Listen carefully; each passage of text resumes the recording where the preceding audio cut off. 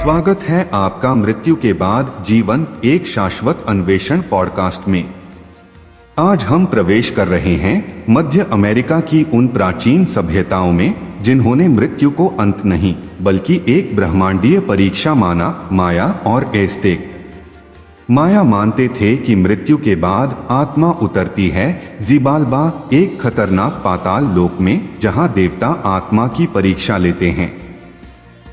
वहीं एज़टेक विश्वास रखते थे कि आत्मा का गंतव्य मृत्यु के प्रकार पर निर्भर करता है। किसी को सूर्य लोक, किसी को युद्ध के देवता का निवास और अधिकांश आत्माओं को 9 स्तरों वाले मिक्तलान तक की कठिन यात्रा करनी होती थी। इन यात्राओं में आत्मा के साथ भेजी जाती थीं जेड की मोतियां, अर्पण और एक पवित्र साथी बलिदान किया गया कुत्ता जो उसे पार ले जाने में मदद करता था। आज हम जानेंगे क्या यह सब केवल भय था या मृत्यु के बाद पुनर्जन्म की एक पवित्र संभावना। और हाँ, एक महत्वपूर्ण घोषणा। आज से मृत्यु के बाद जीवन पॉडकास्ट का नया अध्याय सप्ताह में केवल एक बार शनिवार को प्रसारित किया जाएगा। हर सप्ताह एक नई सभ्यता, एक नया रहस्य और एक नया प्रश्न। क्या मृत्यु वास्तव में अंत है या शुरुआत?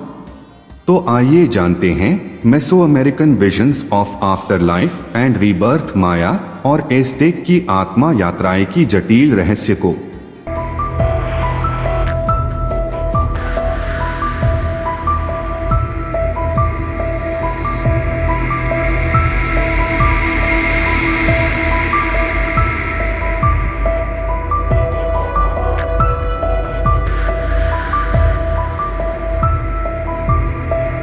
स्वागत है। आज हम प्राचीन मेसो अमेरिका की दुनिया में थोड़ी गहराई से उतर रहे हैं, खास तौर पर माया और एज़टेक सभ्यताओं की मौत के बाद जीवन की धारणाओं पर। हमारे पास पुनर्जन्म की प्राचीन मान्यताएं, माया और एज़टेक किताब से कुछ दिलचस्प बातें हैं। देखिए, हम अक्सर सोचते हैं कि भाई मौत के बाद शांति होगी या स्वर्ग होगा, लेकिन इन संस्कृतियों के लिए मौत तो बस एक शुरुआत थी, एक खतरनाक, पवित्र और थोड़ी अप्रत्याशित यात्रा की शुरुआत। चलिए इसी पर बात करते हैं। हाँ, बिल्कुल सही कहा आपने। ये जानना वाकई बड़ा दिलचस्प है कि उनके लिए मृत्यु कोई अंत नहीं थी, बल्कि एक सक्रिय, बल्कि कई बार हिंसक बदलाव का दौर था। शरीर चला जाता था पर आत्मा की अपनी एक मंजिल थी और वहाँ पहुँचना वो एक असली संघर्ष था। जो जानकारी है वो बताती है कि ये सिर्फ कोई विश्वास नहीं था, बल्कि उनके पूरे ब्रह्मांड की समझ, उनके रीति रिवाजों और यहाँ तक कि उनकी वास्तुकला में भी ये सोच बहुत गहराई तक मौजूद थी। तो फिर माया लोगों से ही शुरू करते हैं। उनके यहाँ शिबाल्बा नाम के खतरनाक अधोलोक का जिक्र है ना? वो पोपुल वोहू, उनकी पवित्र किताब, उसमें इसके बारे में बताया गया है। भय का स्थान कहते थे शायद। हाँ, पोपुल वोहू में शिबाल्बा का वर्णन है, एक भूल भुलैया जैसी जगह जहाँ आत्माओं को मृत्यु के देवताओं के सामने कठिन परीक्षाओं से गुजरना पड़ता था। और वो देवता, उनके नाम भी ऐसे थे कि डर लगे। जैसे? कैसे नाम थे? किताब में पपड़ी खुरचने वाला और खून इकट्ठा करने वाला जैसे नाम मिलते हैं। सोचिए। बाप रे, पपड़ी खुरचने वाला, ये नाम सुन के ही अजीब लगता है।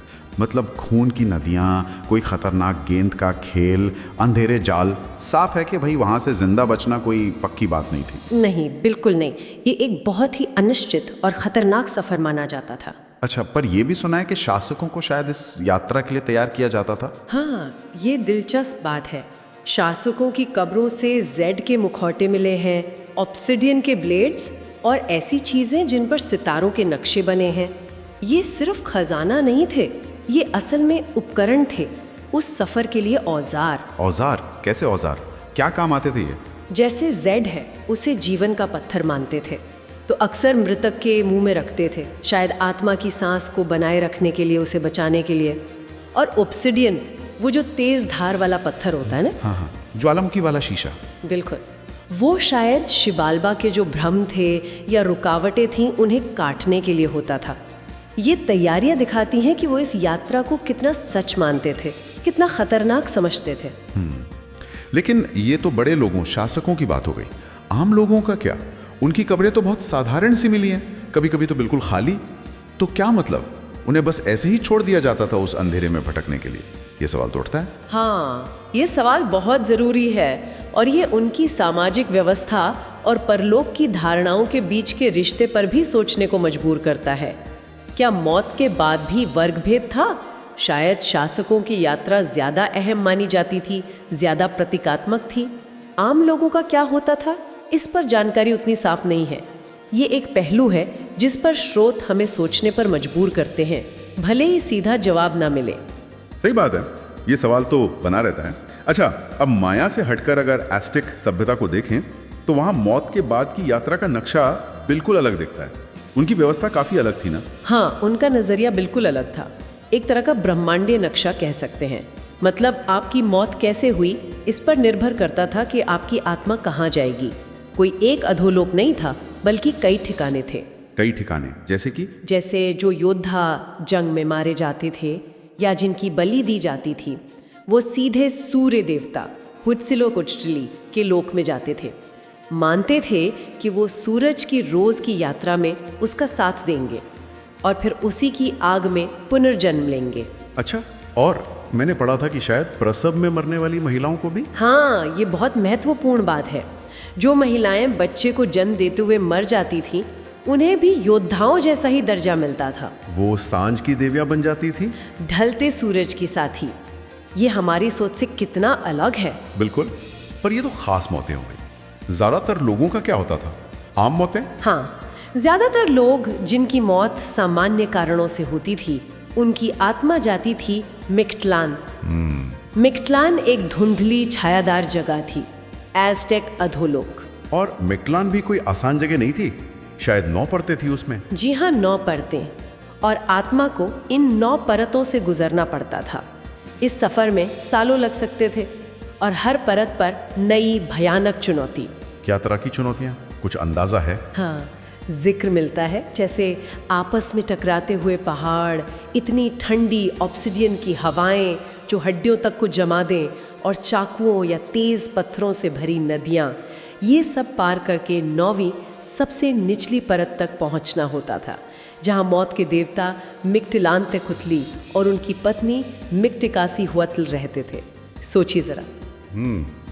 ये तो बहुत ही मुश्किल सफर लगता है।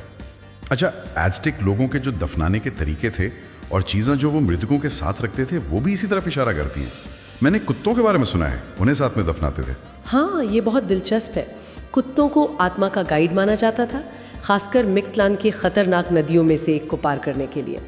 मानते थे कि कुत्ता मदद करेगा। ये दिखाता है कि यात्रा कितनी कठिन समझी जाती थी, कि एक साथी की जरूरत पड़ती थी। और उनके पिरामिड, वो सिर्फ कब्रें तो नहीं थी? नहीं, सिर्फ कब्रें नहीं, वो उससे कहीं ज्यादा थे। उन्हें इस दुनिया और दूसरी दुनिया के बीच एक तरह का कनेक्शन पॉइंट, शायद प्रक्षेपण स्थल मानते थे। पवित्र जगहें जो धरती और दिव्य लोकों को जोड़ती थी। और वो जो खोपड़ियों की दीवारें या रैक बनाते थे, त्सोमपांतली। हाँ, त्सोमपांतली, वो क्या थे? सिर्फ डराने के लिए या जंग की ट्रॉफियाँ? नहीं, सबूत और लेख बताते हैं कि उनका मतलब ज्यादा गहरा था। वो इस बात की याद दिलाते थे कि मौत जीवन का एक जरूरी और पवित्र हिस्सा है, एक चक्र है, अंत नहीं। वो जीवन, मृत्यु और पुनर्जन्म के उस बड़े ब्रह्मांडीय चक्र के निशान थे। तो अगर हम इन दोनों संस्कृतियों को, माया और एज़टेक को साथ में देखें, तो कुछ आम बातें निकल कर आती हैं, है ना? ऐसा लगता है कि दोनों के लिए मौत के बाद की जिंदगी कोई आराम की जगह नहीं थी, बल्कि जैसे धरती पर संघर्ष है, उसी का एक विस्तार थी, एक ब्रह्मांडीय लड़ाई जैसी। यहाँ मामला दिलचस्प हो जाता है। बिल्कुल। एक जो मुख्य बात साफ दिखती है, वो है मौत को एक चक्र की तरह देखना। जैसे सूरज ढलता है फिर उगता है, वैसे ही मौत एक बदलाव है, पूर्ण विराम नहीं। ये जीवन, मृत्यु, पुनर्जन्म के एक बड़े ना खत्म होने वाले चक्र का हिस्सा है। और इस चक्र में ऐसा लगता है कि मुश्किलों और संघर्ष का बहुत बड़ा रोल था। हाँ, ये दूसरा बहुत अहम पहलू है। उनके लिए बदलाव या अगले स्तर तक पहुंचना, वो शायद सिर्फ दर्द और परीक्षाओं से गुजरकर ही मुमकिन था। चाहे वो माया शासकों के लिए जेड और ऑब्सीडियन हो, या एज़टेक आत्माओं के लिए वो कुत्ता और मिक्टिलान की 9 परतें। संघर्ष वो बिल्कुल केंद्र में था, जैसे बिना चुनौती के कोई प्रगति नहीं। तो फिर ये सवाल उठता है, और शायद स्रोत भी यही इशारा कर रहे हैं, कि क्या मृतकों का इम्तिहान लिया जा रहा था? उनकी काबिलियत परखी जा रही थी, या फिर इन मुश्किलों से गुजारकर उन्हें दिव्य बनाया जा रहा था, उनका रूपांतरण हो रहा था? क्या ये मुश्किलें सज़ा थीं या ये शुद्ध होने की, ऊपर उठने की एक ज़रूरी प्रक्रिया थी? जो जानकारी है वो हमें इन अलग अलग संभावनाओं पर सोचने को कहती है। हो सकता है उनके लिए ये दोनों बातें सच थीं, परीक्षा भी और रूपांतरण भी। यह उनके जीवन और ब्रह्मांड को देखने का नजरिया दिखाता है। ये प्राचीन मान्यताएं हमें मौत, आत्मा और ब्रह्मांड के बारे में सोचने के बिल्कुल नए तरीके देती हैं। हमारी आजकल की सोच से, जहां मौत के बाद अक्सर आराम या सजा की बात होती है, उससे ये कितना अलग है। यहाँ तो सफर ही सब कुछ है, संघर्ष ही शायद असली चीज है। सच में। और ये हमें इस गहरे सवाल के साथ छोड़ जाता है, मौत के बाद भी संघर्ष और परीक्षा पर इतना जोर देना, ये उनके जीवन को देखने के तरीके के बारे में क्या कहता है? क्या ये दिखाता है कि उनके लिए अस्तित्व, मतलब होना ही, अपने आप में एक लगातार चलने वाली चुनौती है, इस जीवन में भी और मरने के बाद भी? ये एक ऐसा सवाल है जो सिर्फ हड्डियों और ऑब्सिडियन से नहीं, बल्कि हमारी अपनी मौजूदगी की समझ से भी टकराता है। इस पर यकीनन और सोचा जा सकता है।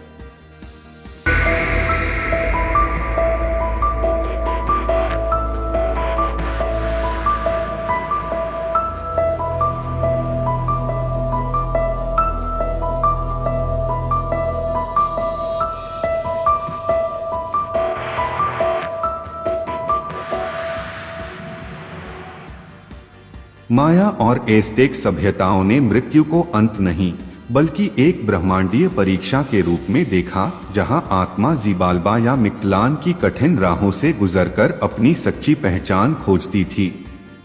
इन संस्कृतियों के अनुसार मृत्यु एक संघर्ष थी, लेकिन उस संघर्ष में छिपी थी पुनर्जन्म की संभावना, अंधकार से प्रकाश की यात्रा।